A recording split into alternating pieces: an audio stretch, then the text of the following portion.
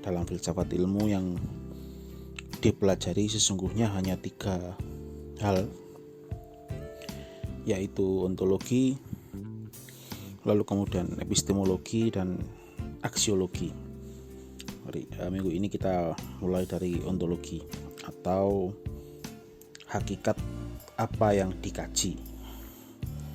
Jadi kalau ontologi itu apa yang dikaji, lalu kemudian epistemologi itu bagaimana cara mendapatkannya, lalu aksiologi terkait dengan untuk apa.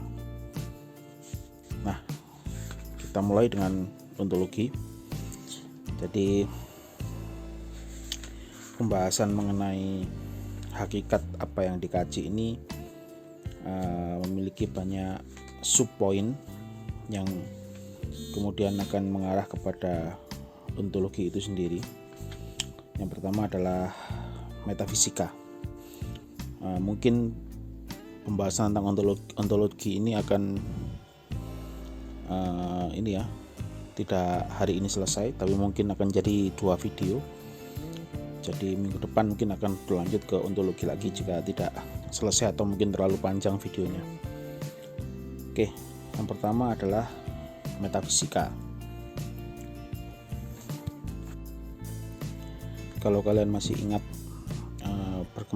tahap perkembangan manusia yang berawal dari dimensi teologi selalu ke metafisika dan kemudian ke positif. Nah, pada minggu ini kita akan membahas tentang metafisika yang termasuk dari ini pembahasan ontologi. Tafsiran yang paling pertama yang diberikan oleh manusia terhadap alam adalah bahwa terdapat wujud-wujud yang bersifat gaib atau supernatural, dan wujud-wujud ini dianggap lebih tinggi atau lebih memiliki kekuasaan dibanding dengan alam yang nyata. Salah satu contohnya adalah adanya penganut paham animisme, di mana animisme sendiri merupakan kepercayaan yang mendasarkan diri pada pemikiran supernaturalis. Jadi kalau paham animisme itu kan manusia percaya bahwa terdapat roh-roh yang bersifat gaib yang terdapat dalam benda-benda seperti batu, pohon, gunung, air terjun dan sebagainya. Dan animisme ini merupakan kepercayaan yang paling tua umurnya dalam sejarah perkembangan kebudayaan manusia dan masih dipeluk oleh beberapa masyarakat di muka bumi. Nah, supernaturalisme ini itu memiliki lawan yang menolak pendapat bahwa ada hal-hal gaib yang lebih berkuasa dibandingkan alam itu sendiri. Nah, lawan dari supernaturalisme ini adalah naturalisme. Jadi kalau naturalisme ini menganggap bahwa alam itu memiliki kekuatan, sehingga jika ada gejala alam tersebut bukan dipengaruhi oleh kekuatan yang bersifat gaib, melainkan dipengaruhi oleh kekuatan yang terdapat dalam alam itu sendiri. Dan implikasinya kekuatan alam tersebut dapat dipelajari, dan dengan demikian manusia dapat memiliki pengetahuan. Jadi ketika ada letusan gunung Merapi, penganut paham naturalisme ini melakukan penelitian apa yang menyebabkan gunung meletus dan sebagainya, sehingga kemudian manusia dapat mengantisipasi letusan gunung tersebut, entah misalkan dengan mengungsi atau dengan memiliki semacam alarm bahwa gunung tersebut akan meletus jauh sebelum gunung tersebut meletus, sehingga mereka bisa mempersiapkan diri dan sebagainya. Selain paham supernaturalisme dan naturalisme, terdapat pula paham mekanistik dan juga vitalistik. Jadi orang-orang yang menganut paham mekanistik melihat gejala alam, termasuk makhluk hidup di dalamnya, hanya merupakan gejala kimia fisika semata. Sedangkan kaum vitalistik menganggap makhluk hidup atau manusia misalkan adalah sesuatu yang unik, yang berbeda secara substantif dengan proses tersebut di atas. Dalam artian ini ya,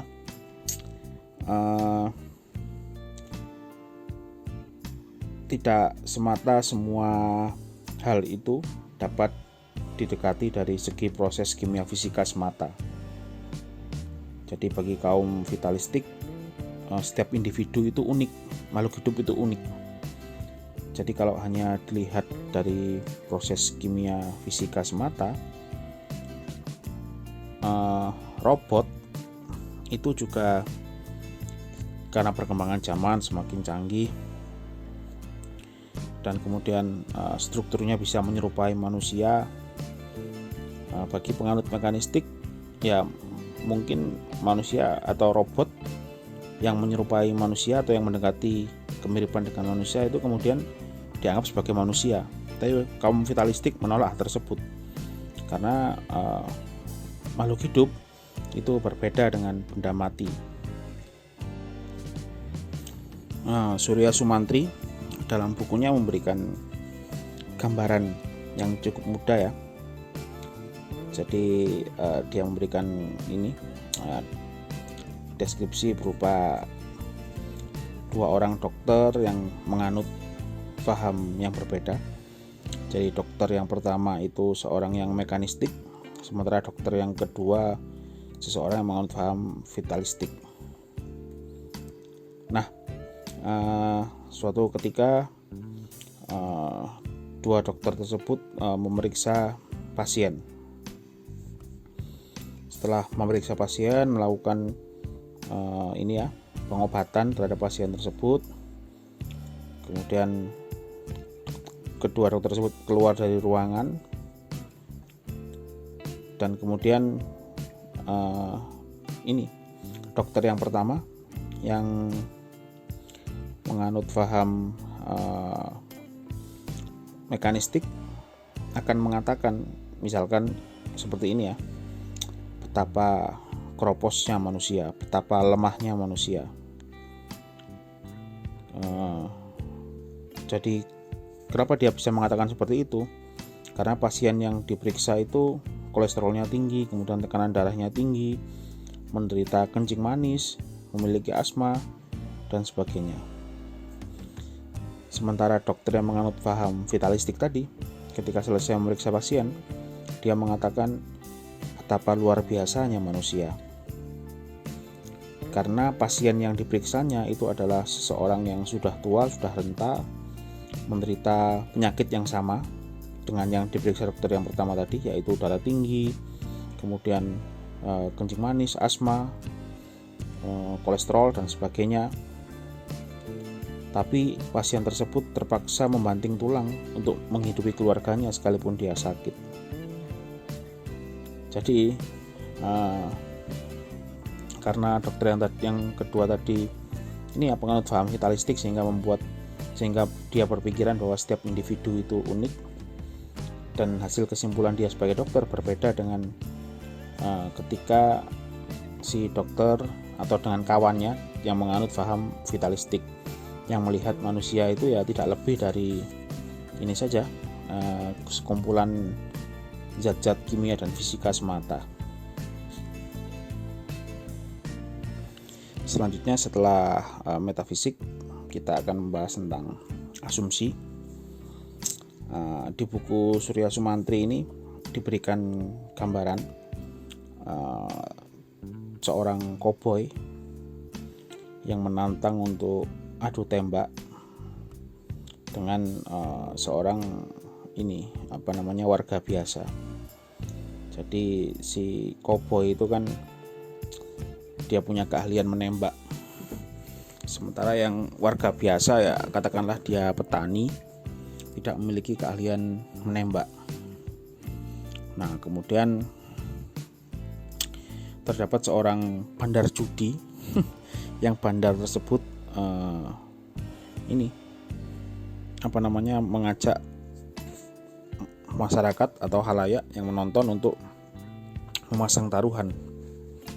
Nah, kalau di atas kertas yang menang tentu saja si koboi dibanding si petani biasa. Jadi dari semua orang yang bertaruh, hampir semuanya bertaruh untuk kemenangan si koboi. Tapi ada satu orang yang memilih si petani. Ketika ditanya sama bandar judinya, kok kamu milih petani bukan milih si koboi? Kemudian si orang tadi mengatakan, ya siapa tahu tiba-tiba pistol si koboi macet. Karena ini berdasarkan pengamatan saya, dari 100 peluru yang ditembakkan oleh sebuah pistol, 1 diantaranya biasanya macet. Jadi secara kemungkinan, secara probabilistik, meskipun peluangnya 1:100, mungkin saja 1 itu akan menimpa si koboi secara kebetulan, karena mungkin nasib si petaninya sedang baik. Nah, mendengar jawaban dari si orang yang bertaruh tadi, si bandar tadi kemudian merenung. Jadi perenungannya itu,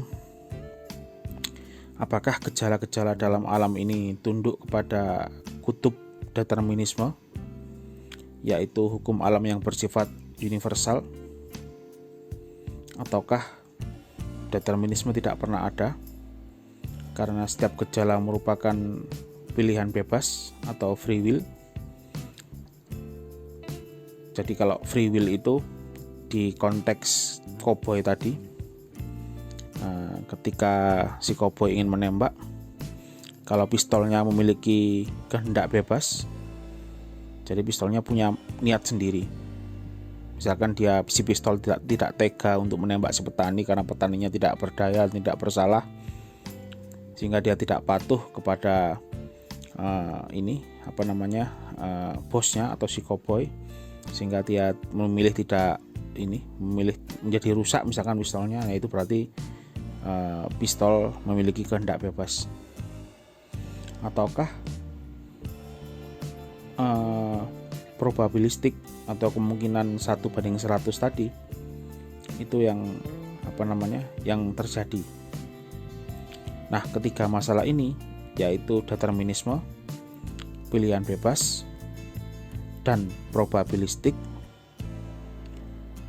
merupakan permasalahan filsafat